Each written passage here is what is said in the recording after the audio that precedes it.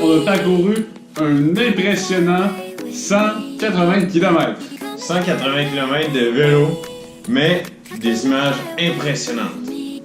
En fait, on a passé notre semaine, on a passé 2 journées avec Louise, 2 journées à Banff, et puis on s'est rendu finalement jusqu'à Calgary durant ce moment-là.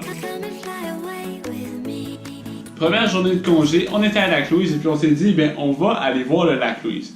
Donc on part à la marche depuis le camping. Finalement, on s'est rendu compte que cette journée de congé-là n'en était pas vraiment une parce qu'on est parti dans une grosse expédition. En arrivant au bout de la piste, on est arrivé les 2 pieds dans la neige et puis on s'est dit, on va pas s'arrêter là, on continue. Donc on a continué dans cette neige éternelle-là, on a gravi des pics rocheux et puis on s'est rendu sur le dessus de la montagne, en dehors des pistes. Donc on est sorti des sentiers battus.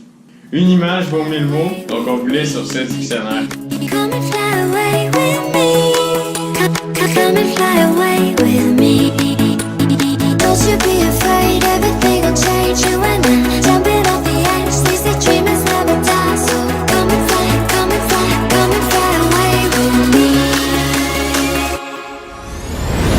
We're rising, we're falling, we're making moves. We're climbing, we're soaring, 1,000 views. Pour cette deuxième journée à Lac Louise, on est enfin allé visiter le Lac Louise. Par contre, pour avoir les meilleurs points de vue, une chose est certaine, il faut marcher une dizaine de minutes afin de s'éloigner des autobus de touristes. Sinon, impossible de voir quoi que ce soit. On en a également profité pour faire une petite balade de vélo jusqu'au lac Moraine. Vraiment une très belle journée avec des images spectaculaires. C'est le fun avec le lac Moraine, c'est qu'il est aussi impressionnant, sinon plus que le lac Louise, mais un peu moins touristique, donc un bel endroit à explorer. Journée 3, on fait une petite journée pour passer de lac Louise à Banff, donc c'est un 65 km. On est arrivé là, on a eu une très belle journée, donc on est arrivé là en début d'après-midi. Et puis on s'est tout simplement installé, puis on a pris une petite marche dans la ville. Bref, rien à signaler. Première journée à Banff, on part en expédition sur le mont Sulphur. C'était une belle expédition, quand même une bonne montée. On était quand même assez fatigués, mais bien entendu pas autant que ceux qui l'avaient monté en téléphérique. Sur le sommet, on n'était pas les seuls à avoir grimpé, il y avait aussi une chef des montagnes bien cachée. On a continué notre marche, puis finalement, les images, encore une fois, étaient impressionnantes. Après avoir bien profité de la vue, on est redescendu jusqu'au camping pour avoir été accueillis par un comité d'accueil, ma foi, nombreux et impressionnant. Deuxième journée à Banff, on part faire une autre expédition. Cette fois-ci, en canot. Attends, là, il y a tout qui marche avec toi. Ah bah ouais.